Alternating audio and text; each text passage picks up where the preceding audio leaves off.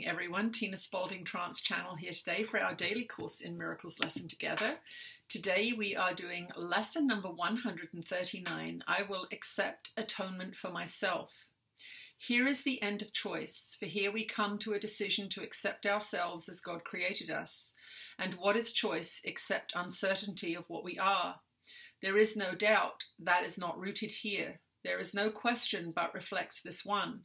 There is no conflict that does not entail the single simple question, what am I? Yet who could ask this question except one who has refused to recognize himself? Only refusal to accept yourself could make the question seem to be sincere.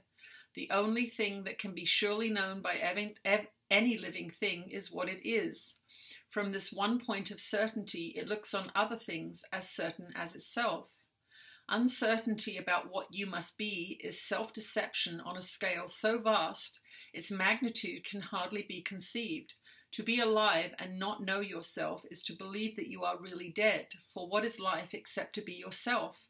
And what but you can be alive instead? Who is the doubter? What is it he doubts? Whom does he question? Who can answer him? He merely states that he is not himself and therefore, being something else, becomes a questioner of what that something is. Yet he could never be alive at all unless he knew the answer. If he asks as if he does not know, it merely shows he does not want to be the thing he is. He has accepted it because he lives, has judged against it, and denied its worth, and has decided that he does not know the only certainty by which he lives. Thus he becomes uncertain of his life, for what it has been denied by him.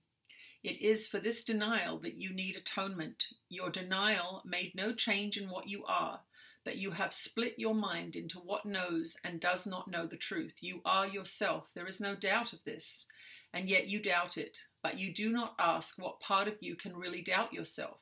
It cannot really be a part of you that asks this question, for it asks of one who knows the answer. Were it part of you, then certainty would be impossible. Atonement remedies the strange idea that it is possible to doubt yourself and be unsure of what you really are. This is the depth of madness, yet it is the universal question of the world. What does this mean except the world is mad? Why share its madness in the sad belief that what is universal here is true? Nothing the world believes is true. It is a place whose purpose is to be a home where those who claim they do not know themselves can come to question what it is they are. And they will come again until the time atonement is accepted and they learn it is impossible to doubt yourself and not to be aware of what you are. Only acceptance can be asked of you, for what you are is certain. It is set forever in the holy mind of God and in your own. It is so far beyond all doubt and question that to ask what it is must be all the proof you need to show that you believe the contradiction, that you know not what you cannot fail to know. Is this a question or a statement which denies itself in statement? Let us not allow our holy minds to occupy themselves with senseless musings such as this. We have a mission here. We did not come to reinforce the madness that we once believed in.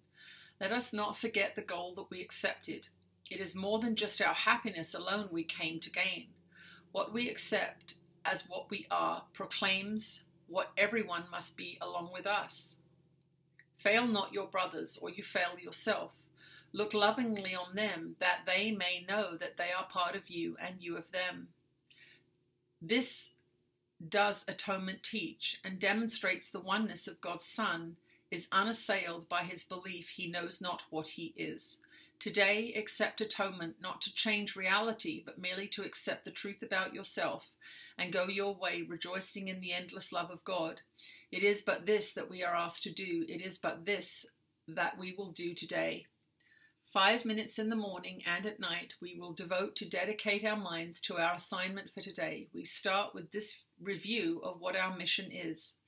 I will accept atonement for myself, for I remain as God created me. We have not lost the knowledge that God gave to us when he created us like him. We can remember it for everyone, for in creation are all minds as one, And in our memory is the recall how dear our brothers are to us in truth, how much a part of us is every mind, how faithful they have really been to us, and how our Father's love contains them all. In thanks for all creation in the name of its Creator and His oneness with all aspects of creation, we repeat our dedication to our cause today each hour as we lay aside all thoughts that would distract us from our holy aim. For several minutes let your mind be cleared of all the foolish cobwebs which the world would weave around the Holy Son of God, and learn the fragile nature of the chains that seem to keep the knowledge of yourself apart from your awareness, as you say, I will accept atonement for myself, for I remain as God created me. And that is lesson number 139. I will accept atonement for myself. Let's see what Jesus has to say to us today.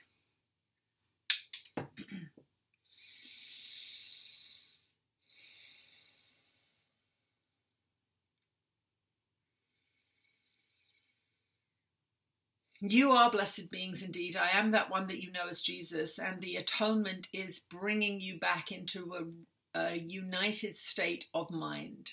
It is this that we are seeking with this lesson, that you are not constantly arguing with yourself, that you are not constantly judging yourself. Think about it. If you do something or don't do something and then you judge yourself for it, you are demonstrating a split mind for who decided to do it or not do it, and who decided to judge it or not judge it. There are seemingly two beings inside of your consciousness, and this is what causes you a lot of your stress, a lot of your anxiety, and a lot of your fear. For a mind divided cannot rest, and that is where most of you in the West find yourselves, those racing minds, the inability to sleep, waking up in the middle of the night, worrying because you see yourself as separated from God. You see your own mind even as separated from itself because you are arguing with yourself all the time.